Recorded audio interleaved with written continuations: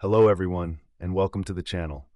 Before we dive into today's story, we just wanted to take a quick second to say thank you all for watching.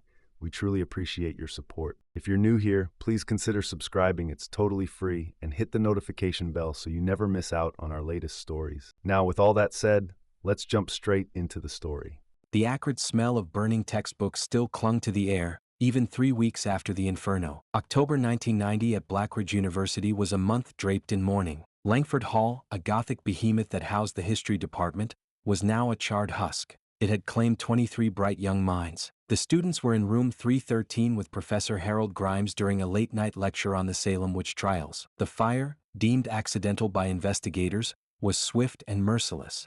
The professor told one of the students to lock the heavy oak door, hoping to buy some more time for the firefighters to save them. The professor seen no other way out but to jump from the third-floor window. None of the students wanted to take that risk, so they just waited hoping to be saved. But the flames just devoured everything in its path. The university, reeling from the tragedy, vowed to rebuild, to remember. They erected a somber memorial, a marble plaque etched with the names of the fallen.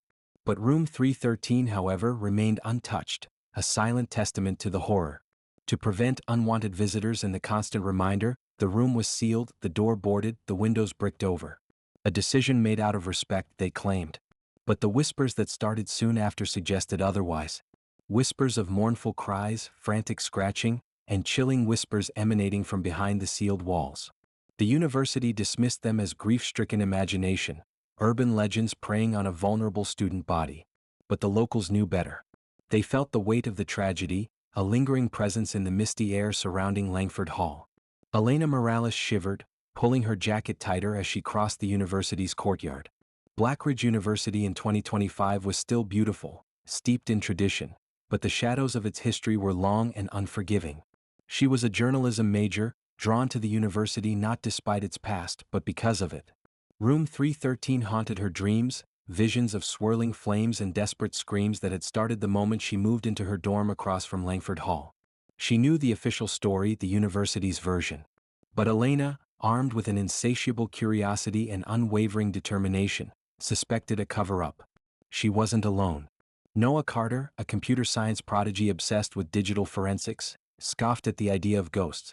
He was determined to debunk the myth of room 313, armed with his custom-built EMF detector and infrared camera, ready to capture the truth, or lack thereof, in cold, hard data. Maya Patel, a psychology student with a minor in parapsychology, believed the human mind held the key to unlocking the secrets of the supernatural. She saw room 313 as a scientific puzzle, a chance to prove the existence of spiritual energy. And then there was Jake Reynolds, a former football star disgraced by a hazing scandal, now adrift and seeking redemption. He was in it for the thrill, hoping to impress Maya along the way. The group started small, researching old news articles, poring over university archives. They interviewed Professor Grimes, now a frail, withdrawn figure who refused to speak about the night of the fire.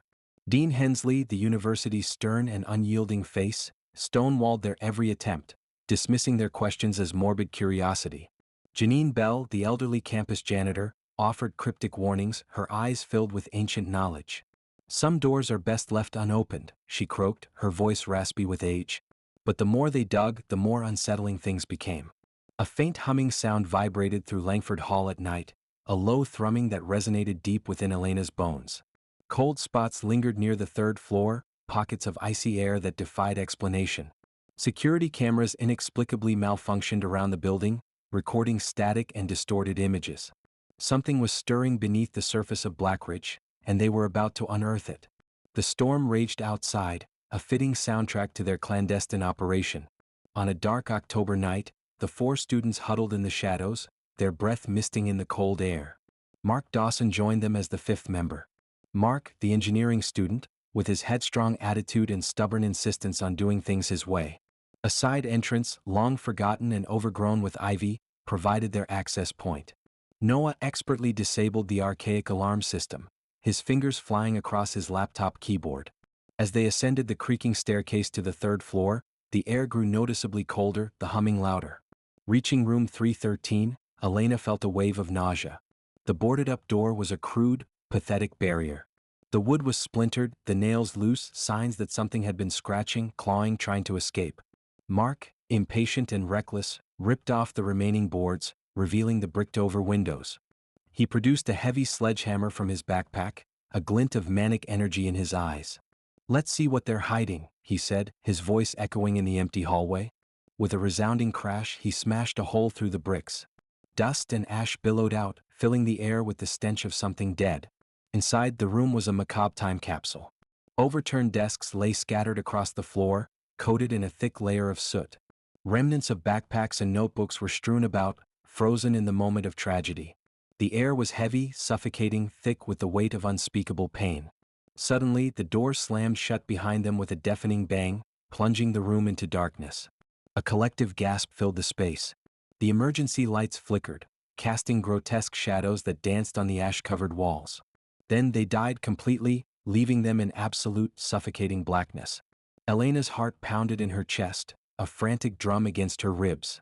Then the whispering started, a rasping chorus that sent shivers down their spines. It wasn't words, but a chorus of raw emotion, pain, fear, rage, despair. Shadows writhed and contorted along the walls, taking on grotesque, human-like shapes, crawling, watching them.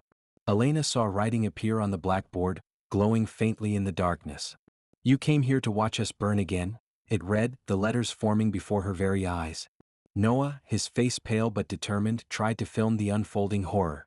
But his camera malfunctioned, the screen flickering with static. Then it started picking up figures that weren't visible to the naked eye, spectral forms writhing in agony, their faces contorted in silent screams.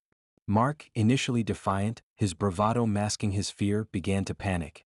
He started yelling, his voice cracking. "This isn't fucking funny. Let us out." From the shadows, a hand materialized, skeletal and charred, reaching out and gripping his arm. He screamed, a high-pitched shriek that echoed through the room. With a horrifying tug, he was pulled into the darkness of the wall.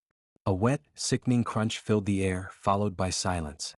By dawn, the storm had subsided, replaced by an eerie calm. The university staff found the side entrance ajar, the doors of Langford Hall locked from the inside. Room 313 remained sealed, the windows bricked over, the silence deafening. There was no sign of the students. No bodies, no blood, not even a trace of their presence. Rumors erupted once more. Some whispered that they had been taken by the ghosts of room 313, dragged into the abyss. Others believed they had escaped, transported to some other realm, forever trapped between worlds. The local news reported it as a prank gone wrong, a foolish stunt fueled by youthful recklessness. But the townspeople knew better. They felt the shift in the atmosphere, the thickening of the shadows, the increase in the whispers. A few weeks later, Janine Bell, the campus janitor, was cleaning near room 313, her heart heavy with dread. She heard a muffled sob coming from behind the sealed wall. Curiosity and fear warred within her. She took a deep breath and dislodged a brick, peering into the darkness. In the dim light, she saw a flicker of movement. A student, no older than 20, stared back at her, his eyes wide with unimaginable terror. He pressed his face to the opening, mouthing words she couldn't understand, his expression a mask of pure, unadulterated horror. Janine screamed, a piercing shriek that shattered the silence. She put the brick back, frantically sealing the hole once more, burying the image deep within her mind. She never spoke of what she saw, carrying the secret to her grave. On the anniversary of the fire in 2026, a new group of students gathered near Langford Hall, their faces alight with curiosity and a hint of morbid fascination. They too had heard the stories, felt the whispers of the past. One of them stumbled upon a discarded notebook hidden beneath a pile of leaves. It was Elena's, filled with sketches of Langford Hall, newspaper clippings about the fire, and frantic, scribbled notes. The last page contained a single chilling message: "They're still here. And we are too." Let us know in the comments section below, would you have gone into room 313? Ready for spine-chilling tales that will haunt your thoughts? Subscribe to Forgotten Storyteller for eerie narrations, unsettling mysteries, and haunting stories you won't forget. Hit the bell icon so you never miss a story, because some stories refuse to stay buried. Join us, if you dare.